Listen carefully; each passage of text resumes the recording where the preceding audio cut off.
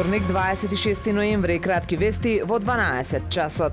Во време кога во светот се водат војни на повеќе локации, а случувањата во Украина имаат потенцијал за да прераснат во глобален конфликт, се погласни се акциите во бројни земји да се санираат засолништата, кои се наследство од едно друго време. Во Охрид ги има на неколку локации, а Република Македонија, како дел од поранешната држава Југославија, беше во системот кој предвидуваше бројни правила и активности за заштита на населението од секакви непогоди и војни. Градежната регулатива и ЮС стандардите опфаќаа посебни правила за градење, квалитет на истото, но и скривници, кои беа една од точките за добивање на потребните дозволи. Денес само дел од над 100 скривници во земјава се подготвени за користење. Поголемиот број од засолништата се запуштени, дел се издадени за користење, а во голем дел од нив влегуваат само бездомници или зависници од дрога.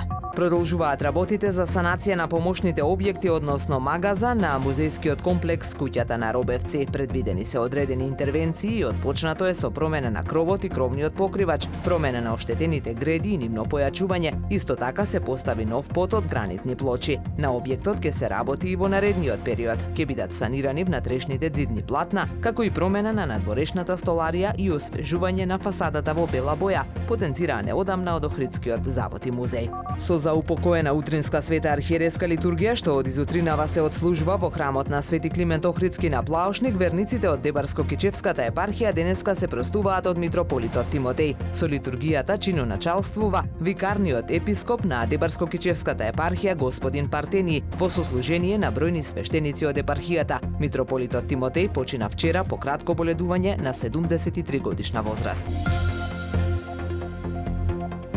Времето денес сончево со мала локална облачност, дува слаб ветер од променлив правец. Максималната температура во Охрид до 11 степени. Повеќе информации на ohridpress.com.mk. Уредник и водител на вестите Даниела Спасик. Технички реализатор Реджеп Селман.